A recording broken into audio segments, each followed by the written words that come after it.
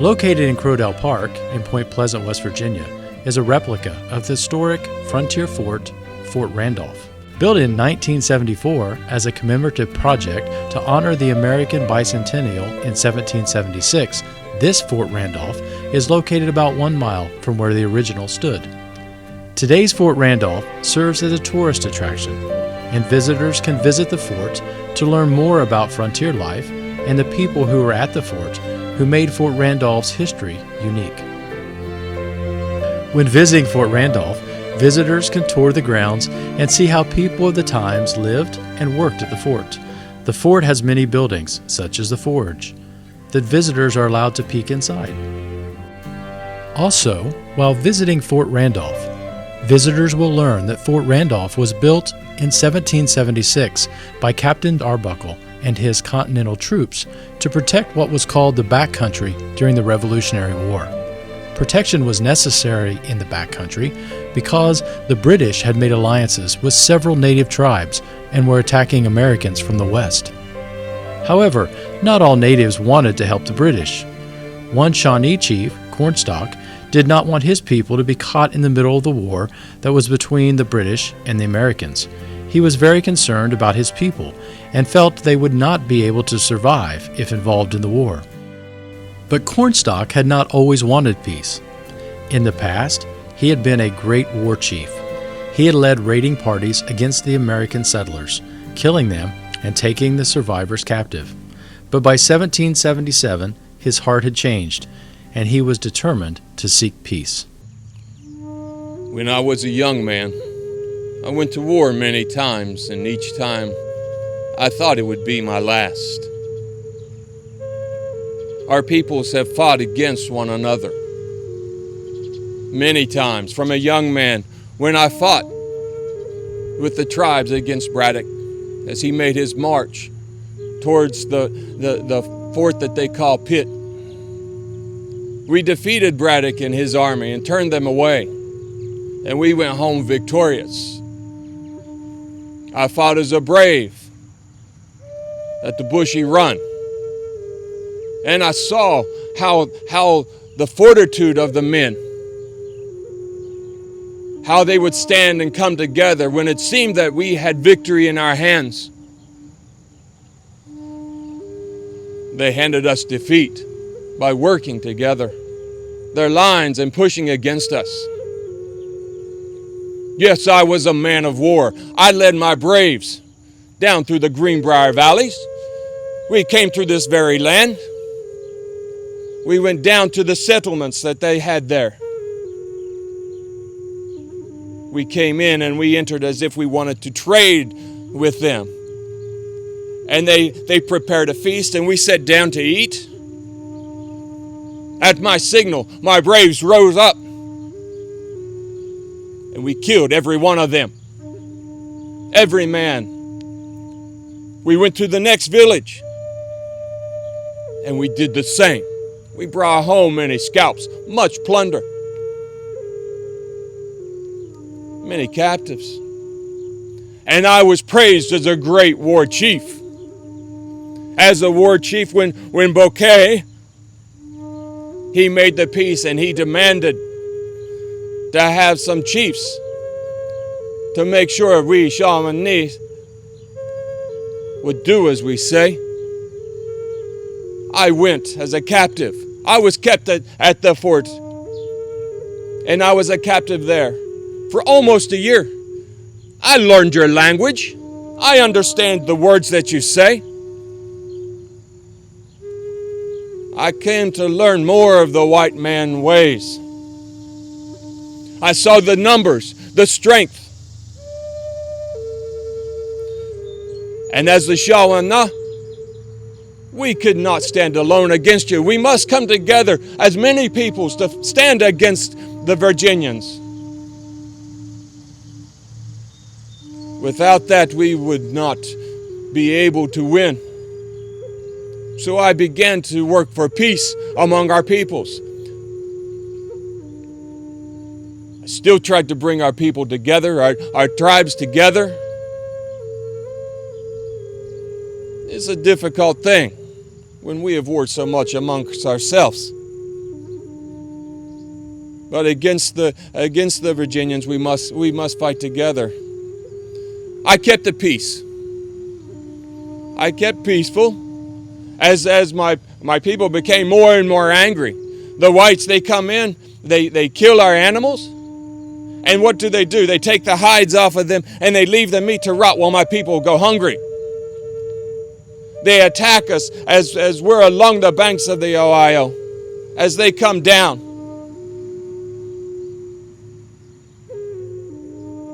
And still I tried to keep the peace. At last, Silver Hills, he goes with a message. He goes to the fort. And upon his return, as he's leaving, he's attacked and he is shot down. At that point, my anger grew more than it could be contained. At that point, I knew there was nothing left but war. Peace the Virginians want.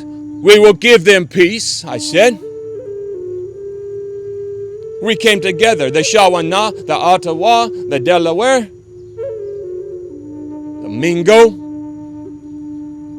We all came together to fight against the Virginian army. Your Dunmore, he sends an army to the south, and he comes from the north to attack us. We knew where you were. We knew your armies. We knew the size of your armies. We chose to attack the Southern Army. We were going to surround them here at this point where the two rivers come together. But the Great Spirit, he did not have victory for us that day. We stood and we fought. Many of their soldiers fell. Many of our braves fell as well. We withdrew and we went back to our villages. The Shawnee went to their villages, and the others, they left. They left the Shawnee there. I looked at my braves and I said, let's kill all the women. Let's kill all the children, and let's fight till we are all gone. They would not have this. So I struck my hatchet and I said, then I will go and I will make peace. And I met with the Dunmore and we made our peace. I've kept that peace now for 3 seasons. 3 summers have now passed since that day. We've brought captives back. We've brought horses back. I've been to the fort they call Randolph here. I have met with them before.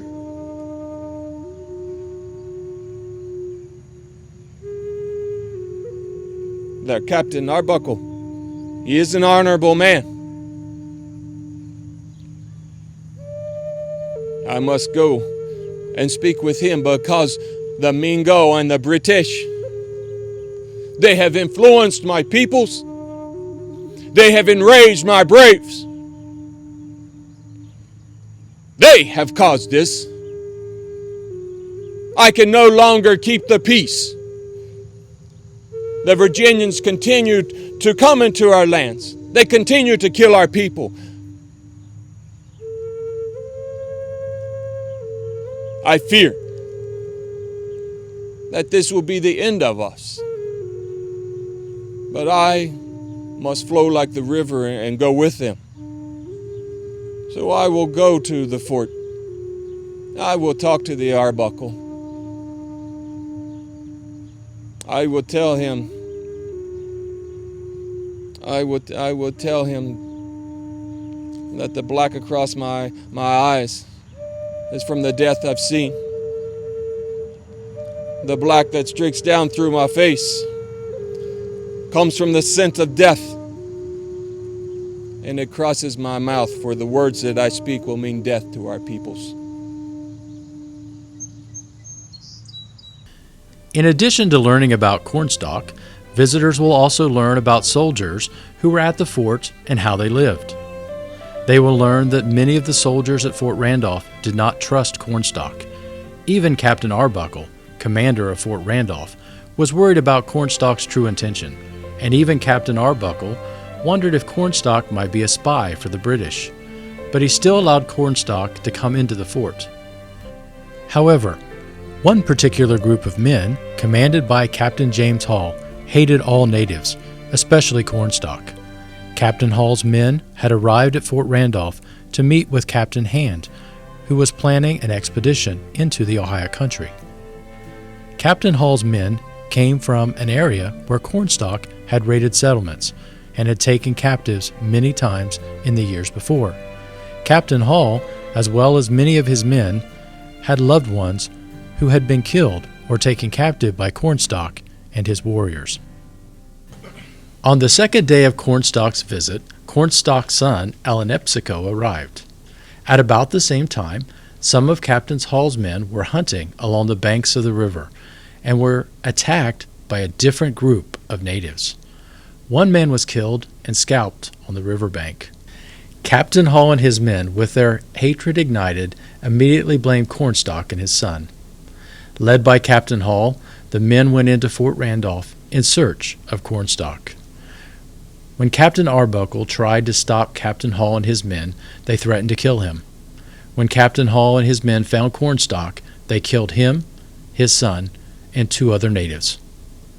I'm Captain Hall from down around the James River area, Rock Ridge County, Virginia.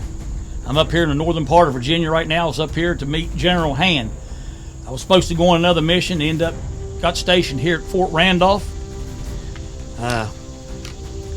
Got into the Cornstalk episode. Cornstalk is an Indian that can't be trusted. He was here for peacekeeping. He came to the fort, and while he was here, he made a lot of speeches. He talked big, he talked good, wanted to be friends and peace and all this stuff. I'm telling you, Indians can't be trusted, and Cornstalk especially can't be trusted. While he was here and giving his speeches, his son came to the fort. His son, the second day after Gilmore was killed, which was one of my men, which we came to the river, and I was at the river before I came to the fort, and those Indians hacked him. They cut him, they hacked him, they scalped him, they tore him up. One of my men. Gilmore's death. He was killed, and it was related to my wife. I had enough. The mob came from the river. We came to the fort. Arbuckle was standing in my way, and I told Arbuckle, I said, "Get out of my way or I'll kill you." I threatened to kill Arbuckle and told him if he didn't move, I would kill him. Arbuckle moved. We came into the fort. We killed his son and 2 others. I killed him. Killed his son and 2 others. I was tried 5 times, and I was acquitted. There was no one in this fort who would stand against me. No one would testify. He needed to die. He killed countless people up and down this river and in this valley. And no Indians can be trusted. And that's why Cornstalk died. In addition to seeing where the soldiers lived and learning how some of the men at Fort Randolph did not trust Cornstalk, visitors touring the fort will learn that although Captain Hall and his men were clearly guilty of Cornstalk and the other natives' death, no jury would convict Hall and his men. They were tried several times, but acquitted each time and set free. Cornstalk's murder had made the natives restless. They wanted to avenge Cornstalk's death, and so they decided to attack Fort Randolph, as it had been the place where Cornstalk had been murdered. By May of 1778, Fort Randolph was under the command of Captain William McKee. McKee had arrived at Fort Randolph in October and had been left in charge of Fort Randolph by Captain Arbuckle in December. Winter had been especially hard on the troops at Fort Randolph, so when the natives gathered their forces and laid siege to the fort, Fort Randolph was both undermanned and lacked good provisions. However, Captain McKee was both clever and resourceful. I am Captain William McKee, commander of Fort Randolph, Point Pleasant, Virginia. This is not my first time here. My first mess here was in 1774 during the Battle of Point Pleasant. Now I'm at this mess that was started by Captain Arbuckle, and now I'm cleaning it up for yet another time. Let me take you back to October of 1777 when I came out here. Arbuckle had just completed the fort. He had taken Cornstalk as a quasi-prisoner, quasi-guest in 1777. In November of 1777, he had told General Hand that he had taken Cornstalk, Cornstalk's son, and several other Shawnees as guests and or prisoners of the fort. In November, Captain Hall and a group had come into the fort because several people had gone out on hunting parties and 2 privates had been killed by Shawnees. Captain Hall came in with an angry mob. Cornstalk had been murdered, and they were eventually tried several times, found innocent. A group of Shawnees and Wyandots had laid siege to the fort. They reached from the Ohio all the way to the Kanawha, and for an entire week had laid siege to the fort. We'll talk more about that in a minute, but for right now, let's just talk about the conditions here at the fort. We had no provisions. I had sent Captain Hall up to talk to General Hand to explain the mess that was left to me when they had given permission for people to leave the fort, for their enlistments to be left, to be non-renewed. I was down to 43 men. It was insane. We had smallpox run through the fort in late November, and then again in March and April. We had General Hand said he was going to come down and inspect the fort personally. He never showed. Kitty, some people know her as Nan Halima. Some people know her as the Grenadier Squaw. That's what most of the men called her. She was basically a spy for us. She was a friend to the white people. I do not believe that she was giving information back to the Shawnee. She was Cornstalk's sister, it was believed. She told us how the Shawnee were going to lay siege to the fort.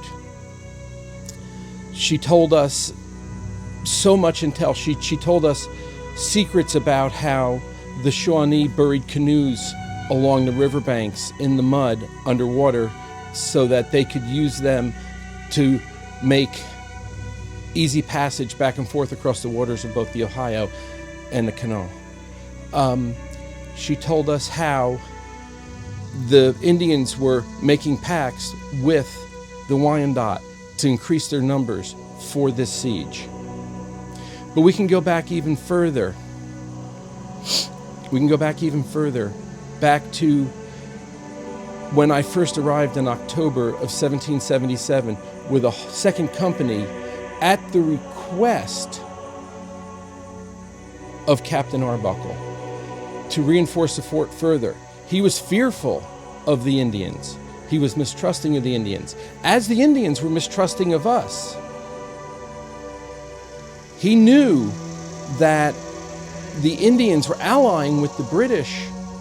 That's why the fort was built originally, was not in fear of the British coming down from Canada, coming down the Ohio, but he was fearful that the British were working with the Indians to attack settlements and just harass and cause trouble on the western frontiers. They were busy fighting the revolution to the east, on the east side of the Alleghenies. So we came west. We came over. We arrived in October. Little beknownst to me, he had already asked for a furlough, which was granted to him shortly after the killing of Cornstalk. So Cornstalk was murdered in November. Captain Hall and his men were tried once and acquitted. They tried them separately, and they were acquitted again. They were tried again in different counties. They were acquitted again. the governor of Virginia had sent letters to the Shawnees saying they will be tried fairly.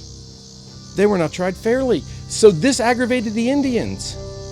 So the Indians had less trust of the white men, and they started raiding more and more, which made the white men less trusting of the Indians.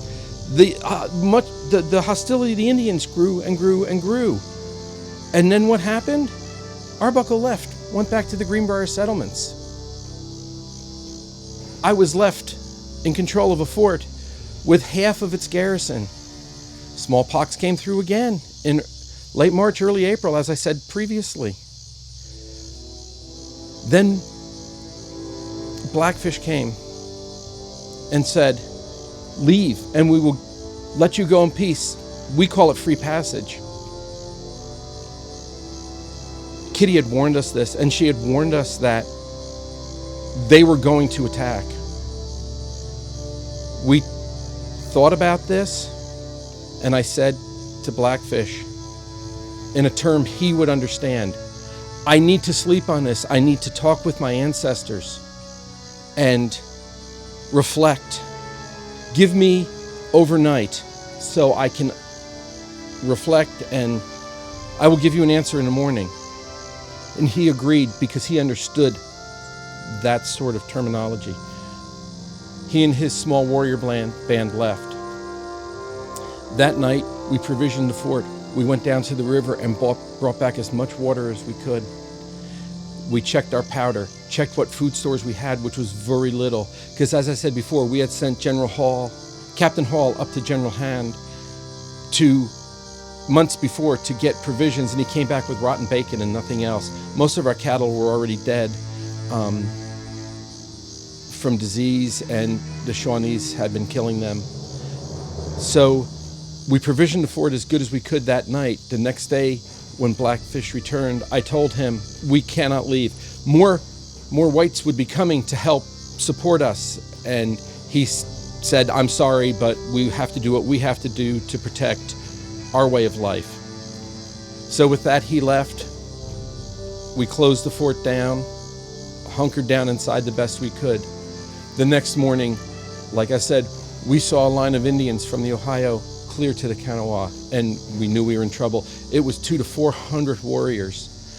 We held them off the siege for an entire week. As their siege wound down, we noticed that they were gearing up to move. What cattle that was left that they did not kill, they drove off up the Kanawha River towards the Greenbrier settlements, and we knew they were moving that way because Kitty had told us that after they had finished besieging us, that their plan was to move up and attack the Greenbrier settlements. So we sent a couple privates north, and they came back a few days later saying they could not get around the Shawnee and Wyandots. So we sent 2 more men out, and the same thing happened. They came back. Kitty had come up to us and said, our best plan of action would be to dress people who were very familiar with the land as Shawnee, and maybe they could get around them unnoticed. 2 privates, Privates Pryor and Hammond, they came forward and volunteered instead of being ordered to. They came forward.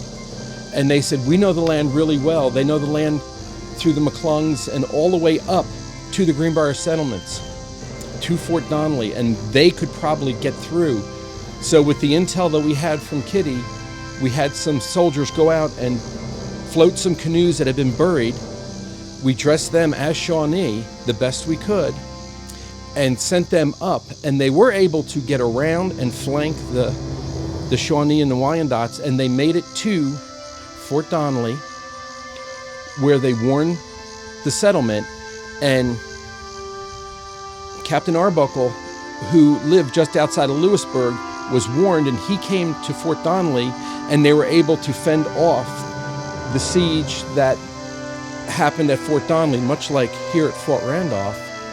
And they, from there, the Indians dispersed, and our actions here at Fort Randolph saved Fort Donnelly also. Even after McKee had successfully defended Fort Randolph despite his lack of men and supplies, the native threat continued.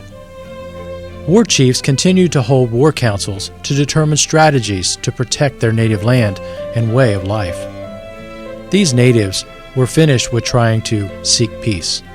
Many natives hated the American settlers as much as the American settlers hated them. One very interesting part of Fort Randolph is its blockhouses. Fort Randolph had 2 blockhouses.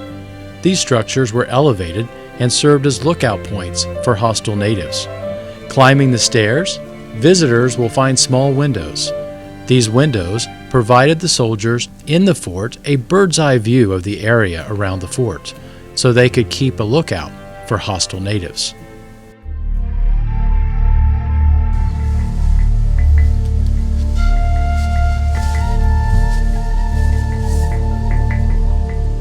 I am Chiangala, war chief of the Shawnee. The white men know me as Blackfish. This land is our land. The whites do not understand this. When the white man first come to Turtle Island, the red men tried to help them because they could see they would not survive. We showed them where to hunt, where to fish. When they got sick, we showed them how to get medicine from the plant people. We gave them a place to lay their heads and rest.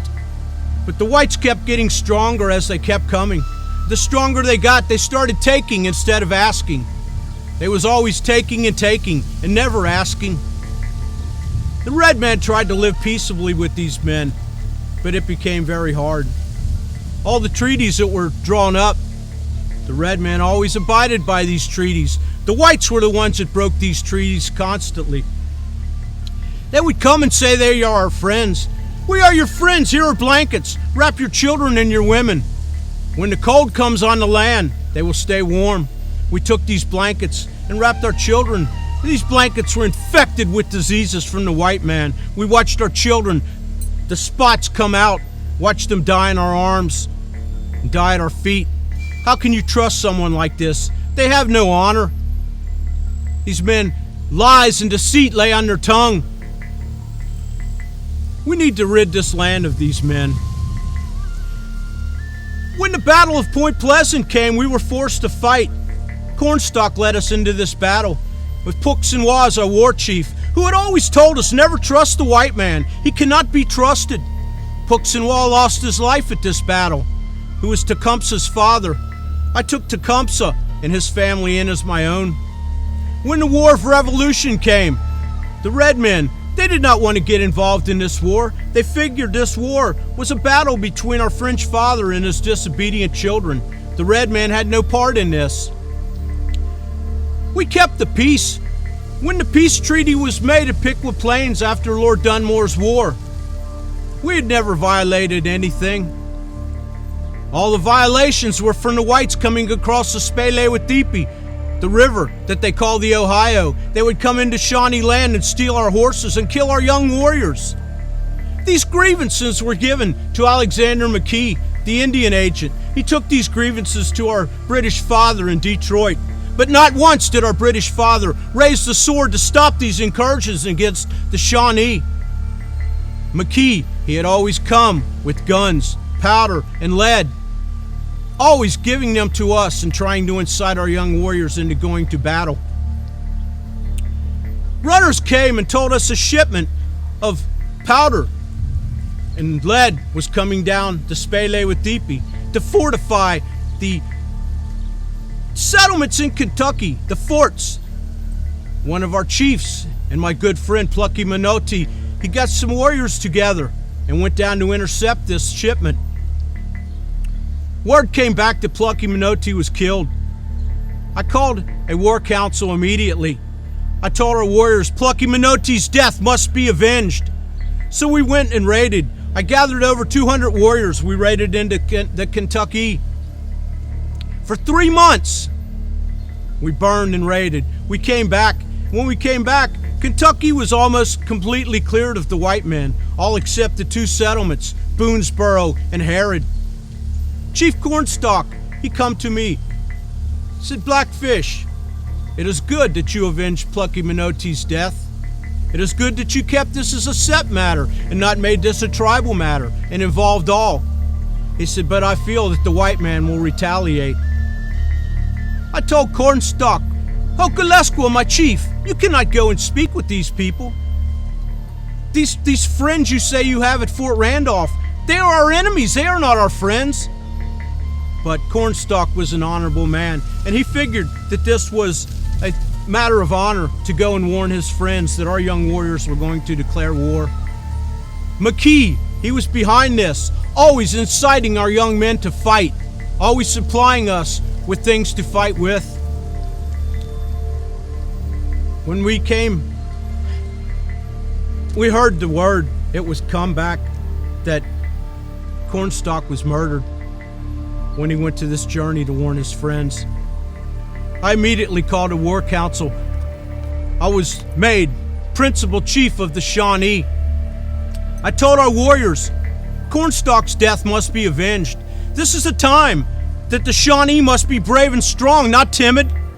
Washimanitu, the Creator, He has given us a great enemy.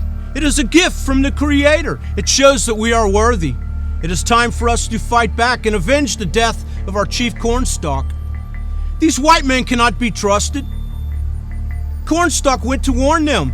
They killed our chief who pledged peace with them. What do you think he will do with us that wish to fight? We cannot let these men stay. They must be chased from the Kentucky. I say that when our elk and our buffalo are slaughtered, we must go and slaughter the white man's cattle. When our fields and forests are burned, we must burn the white man's cabin. When the Shawnee are killed, we must kill the white man. This is our land. We cannot let anyone take it. I am Chiangala. Chiangala, Shiwinoe. I rule this land with this axe. Any man that comes and tries to take this land will die. This is our land. Wishimanitu gave this land to his Shawnee children to care for and watch over. This land, our life, our religion are all one. We cannot turn this land over to the invaders. They would not stay in their own land across the great salt water. They've come and tried to take ours. We must put a stop to this. We will raid to Kentucky and push all the white men back across the Appalachians. If they do not go, they will die. Now I will go and lead our warriors, and we will clear this land.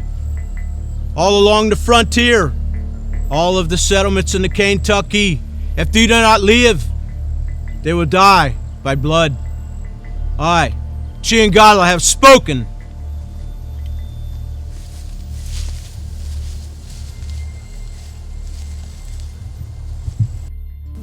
Visitors at Fort Randolph will learn that although many natives, such as Blackfish, felt war was necessary, others, like Cornstalk's sister, Nan Halima, continued to work for peace, feeling it was the only way for the natives to survive. Nan Halima had helped Captain McKee defend Fort Randolph. She had provided him with information about the natives' plan of attack. She had also helped disguise the men who went for help. Many natives, like Nan Halima, chose to help the American settlers. Even when these natives were accused of being traitors by their own tribes, they still continued to work for peace. Nan Halima continued to work for peace even after her brother was killed.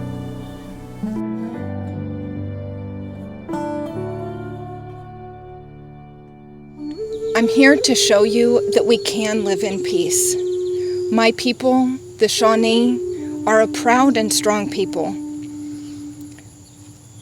When we grow up, we learn that everything has a balance. What do you see when you look around? Maybe you just see the plants and the trees and the animals. But I see food and shelter and poisons and medicine. This is that balance. Where there is man, there must also be woman. This is that balance. And so when there is war, there must also be peace. That too is the balance. My brother, Cornstalk, and I were both chiefs in war and in peace. This is that balance. We called for peace before the battle at Bushy Run. We called for peace before the battle at Point Pleasant. But when war is inevitable, we also fight. We will stand beside our warriors and fight for our people. This is that balance. The problem is that no one is perfect. Among my people, there are so many good. And there are some who are bad.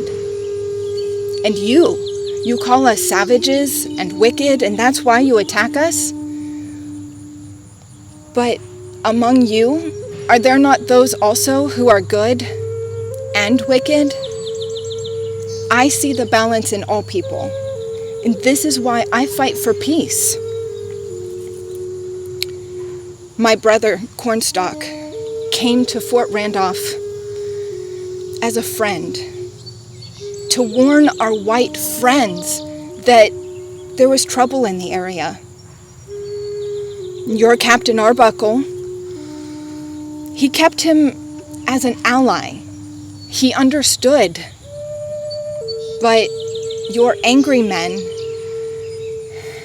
they killed my brother, my family, my people. They killed them for crimes they did not commit. This is not that balance. My heart was heavy when I heard this news. And my people cried for vengeance, for revenge. When I hear this, my heart hurts even more.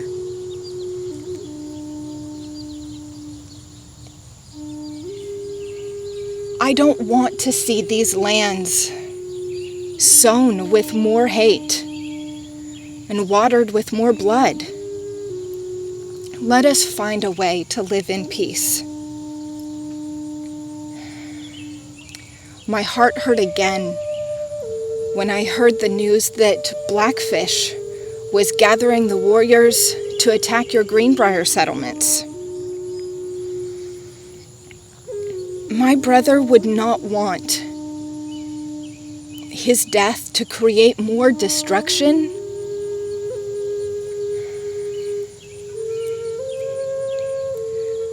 When I heard of Blackfish's plan, I knew I had to help more.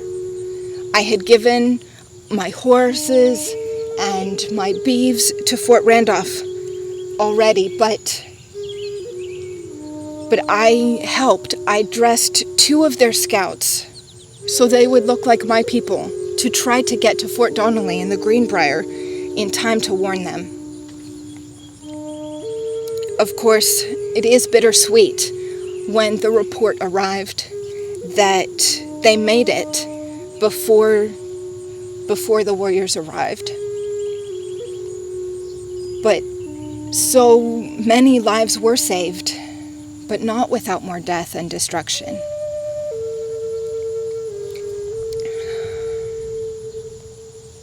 When will it stop? Brother David Zeisberger, he taught my mother, and he taught me about the God Jesus, and blessed are the peacemakers. I knew this was truth, and I knew I must continue to fight for peace. I want to keep the peace between my Shawnee people and our white neighbors. I have seen the horror of war, and so I knew that my people could not survive without learning to live in peace.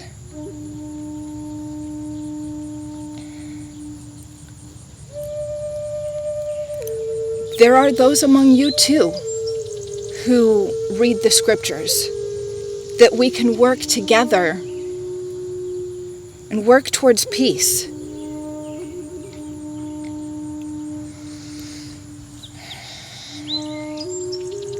That is my wish. I hope for peace between the Shawnee people and the white neighbors.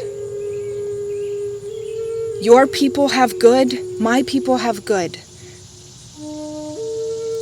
I will continue to work in the forts and in the villages as interpreter, as peacemaker, to try to help both sides understand that we want the same thing. We want peace between our people. Can we not live this way? Open your ears and hear. We all want peace. I have tried to do what is best for my people. And now they call me traitor. Traitor for helping Americans instead of trying to push them back over the boundaries that they gave us. I understand that they are hurt, but I want to see this land healed, not hurting. I have tried to keep the treaty that we wrote not so long ago. Peace. Living together, side by side. But now I have no home as I hope for peace. As the tour ends, visitors to Fort Randolph learn that in 1779, with resources needed elsewhere, the American troops left Fort Randolph. Shortly after they left, the natives burned the fort to the ground. Yet even though Fort Randolph was only in existence for 3 years, it will always hold a place in history because of Chief Cornstalk and the others who were there.